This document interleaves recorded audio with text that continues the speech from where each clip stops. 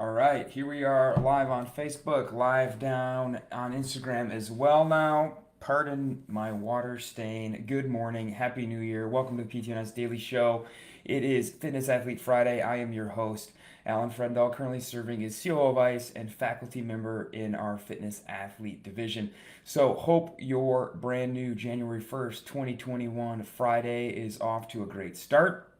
Before we get into anything today, if you did not listen to Jeff's episode yesterday on Leadership Thursday about New Year's Eve 2020 and where we think PT should be going in 2021, please stop listening to me right now and go listen to that instead because that was a fantastic episode yesterday from Jeff. Good morning, Jeff. See you down there. Jeff Musgrave. See you down there on Instagram. So check out that episode from Jeff before we go any further. Also, before we get started, it's Gut Check Thursday. Maybe you saw it already, a little 7-minute AMRAP of some hang dumbbell snatches and sit-ups, and then running it back as rounds for time. If you want to join us at 9:45 a.m., so about 45 minutes from now, Eastern Time, I will drop the Zoom link on the Facebook video as well as the Instagram post once it publishes.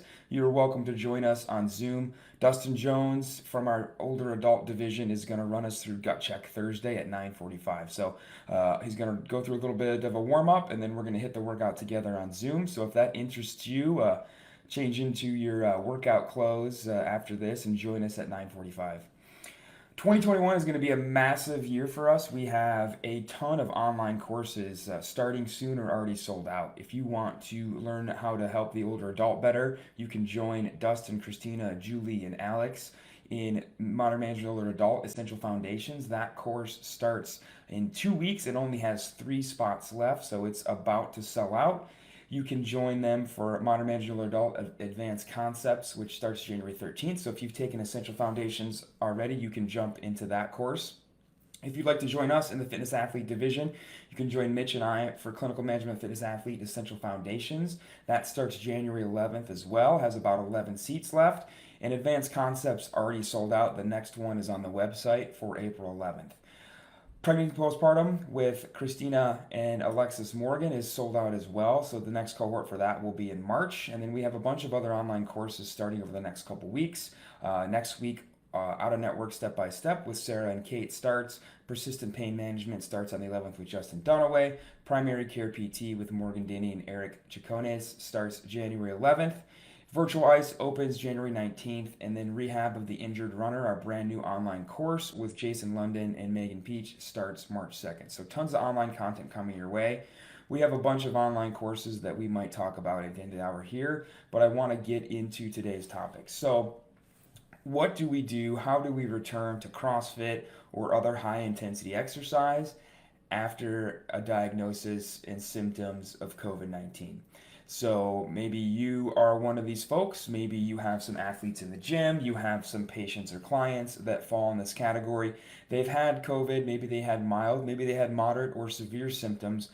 How and why and what does the progression look like to get these folks back into CrossFit? So we need to start with what is the underlying pathology going on in the heart that we're concerned about with COVID, with any COVID infection, but especially those who demonstrate even mild and definitely moderate or severe symptoms. What we're worried about here is viral myocarditis, so inflammation basically of the myocardium. A fantastic paper published in the journal called Heart Rhythm back in the late fall. I think it came out October 2020. I'll drop that link on Facebook for you all. This paper talked about things to look for related to viral myocarditis after infection with COVID-19. And what we're really concerned about from an exercise point of view, getting these folks back in the clinic, back in the gym, is we know that cardiac arrhythmias may have been present, may still be present, and here looking for PVCs. We may not have access to an EKG in the clinic or the gym, probably definitely not in the gym, but that's something to ask about in your subjective history. Do you feel like you had heart palpitations or a racing heart when you were sick, or are you still experiencing those symptoms? We're worried about tachycardia, especially at baseline. Do they come in and sit down? And that's definitely something we can measure in the clinic. Are they tachycardic at baseline? That's obviously going to affect their ability to exercise, especially at high intensity. The thing we're probably most worried about is that leading to, especially if we introduce high intensity exercise, into acute onset heart failure, and then the progression from that is cardiogenic shock. That's obviously the worst case scenario, that someone returns to exercise and goes into cardiogenic shock and maybe has heart failure right there in the clinic or right there in the gym. We also see some reports of vertigo like symptoms, blood pressure related issues, movement of the head, change of the body in space, feeling dizzy, lightheaded, room spinning, vertigo like symptoms related to COVID.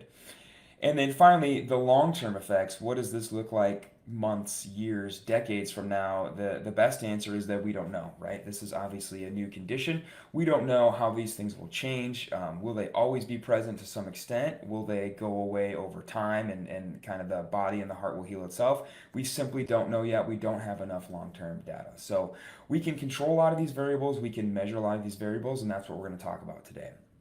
So returning to exercise, that person hopefully, ideally, has quarantine for at least 14 days, right? So that they're no longer contagious. The recommendation currently is beyond that quarantine period to wait an additional 10 days before returning to exercise and seeing if you have any cardiac symptoms. Um, some advice out there that I don't agree with is that before returning to exercise, you must go consult your primary care physician. You must see a cardiologist. You must get an EKG. You must get blood work, and you must get an echocardiogram and/or CAT scan to look for evidence of myocarditis. I think that's out of reach for a lot of folks, especially folks who were previously very, very healthy, CrossFitters, folks who were working out at higher intensity on a regular basis. I think that's also fiscally irresponsible, and just knowing, at least here in Michigan, with everything still shut, the mail is like 3 weeks delayed here. Good luck getting in to get an echocardiogram. Good luck getting in to get any of those tests. It's simply not plausible to send every single person who had even a hint of COVID symptoms to get all that work done. But we do need to go back to what we talked about earlier and ask for any of those symptoms. Were you having arrhythmias? Were you having heart palpitations? Are you tachycardic? I can measure that in the clinic, in the gym at baseline. Do you have any sort of vertigo symptoms? When you stand up, when you move your head, do you notice that you get dizzy, lightheaded, feel like you're going to pass out? Those are all kind of yellow and even potential red flags to return to exercise that we can control in the clinic much more so than that person going off and getting a bunch of tests. That's not only going to keep them out of the gym for weeks or months, but maybe they'll never be able to get those tests. Recommendations from American Cardiology Association of maybe potentially full rest from all exercise for 3 to 6 months, which I just can't get behind, especially in somebody who had mild symptoms, who otherwise healthy, working out at high intensity before contracting COVID. So to wait it out 3 to 6 months is a big loss in fitness to me. Even a 14-day quarantine and waiting 10 days to check for symptoms is 24 days, right? That's coming up on a month of not exercising. That's You're going to have a hard time subjectively having people stop exercising for 6 months who were previously exercising almost every day of the week. So clinically, though, pulling all that together, what does this look like? I've had the chance to work with a couple folks now, returning them to CrossFit after COVID. Just like with anything else, just like Jeff said yesterday, our purpose is to manage symptoms and maximize fitness. So we can return these people to exercise safely. We need to be judicious about how we do so, and not just have them return right to CrossFit. They're probably going to hit a wall. I've seen that happen when they try to just come back after the 14-day quarantine and jump back into it. It doesn't go well, right? They're short of breath. They just don't have the capacity that they did. It needs to start out a slower progression than that. So remember, we have all of the additive effects of that cardiac damage plus deconditioning. So we really need to talk to these athletes that this is going to be a slower progression. You're not going to lose too much fitness, but by doing it the right way, we can maximize your return to fitness much, much sooner than if you try to come into the gym and hit the workout like nothing happened to you, and you hit a wall every single workout where you need to stop working. You just don't get the volume in because you can't ramp up the intensity. So probably the best way to do this is to reincorporate a lot of low intensity and moderate intensity steady state and use a lot of intervals with these people. That we're maybe training that for maybe the first 4 weeks after they return to the gym, helping them modify the class workout to keep it lower intensity, incorporate more rest breaks. And on workouts, if the workout is Fran, it's hard to make Fran a moderate or low intensity workout, right? So that's a day where maybe we're giving them a workout on the bike or on the rower that's more low intensity steady state, or incorporating intervals when we just can't modify the workout for that person. I'm going to post an example program again on the Facebook page under this video of a 2 week program that I wrote for an athlete. So I'm going to post that for you all to reference. But we need to avoid a lot of activities that max out the heart rate. Full range of motion, things like wall balls, things like power clean and jerks, heavy lifting under high intensity. These folks are not going to do well with initially. They'll get back to it. It's really important that we tell those athletes and let them know, like, you're going to come back in maybe a month or so. It's going to come back. It's just going to be slower than you want it to be.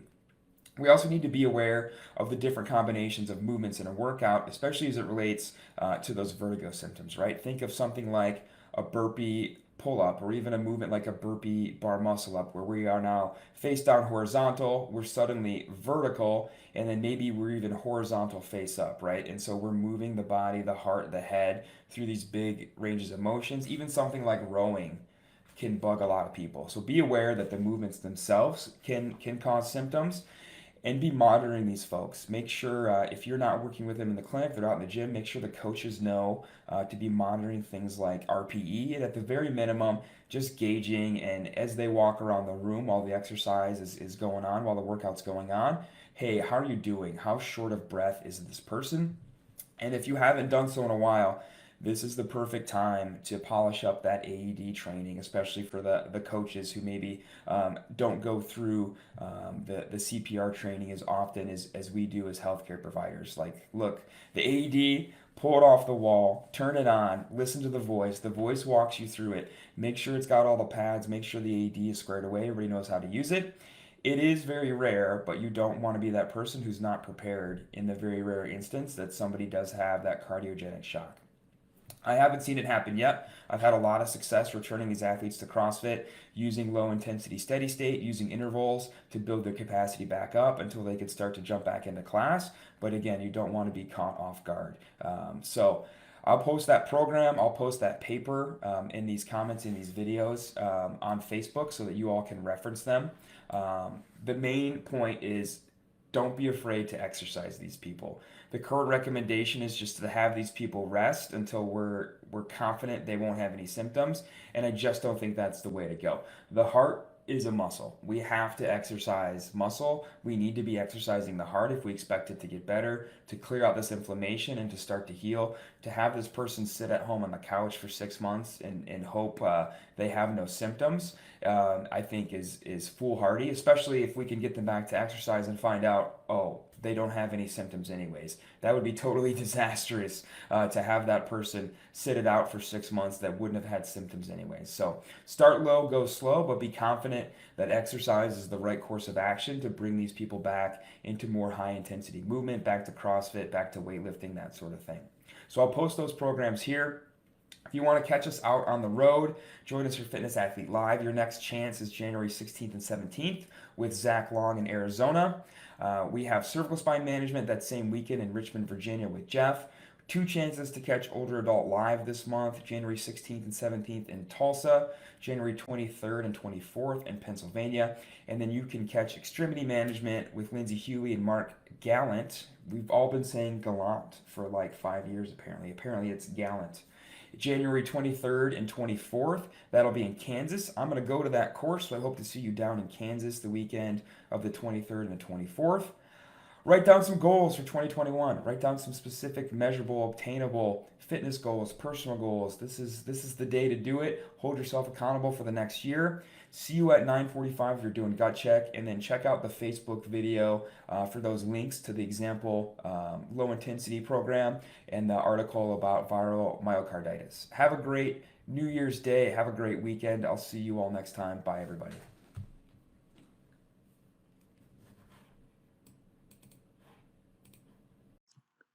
Hey, thanks for tuning in to the PT on Ice Daily Show. If you enjoyed this content, head on over to iTunes and leave us a review. And be sure to check us out on Facebook and Instagram at the Institute of Clinical Excellence. If you're interested in getting plugged into more ICE content on a weekly basis while earning CEUs from home, check out our virtual ICE online mentorship program at ptonice.com. While you're there, sign up for our Hump Day Hustling newsletter for a free email every Wednesday morning with our top 5 research articles and social media posts that we think are worth reading. Head over to ptonice.com and scroll to the bottom of the page to sign up.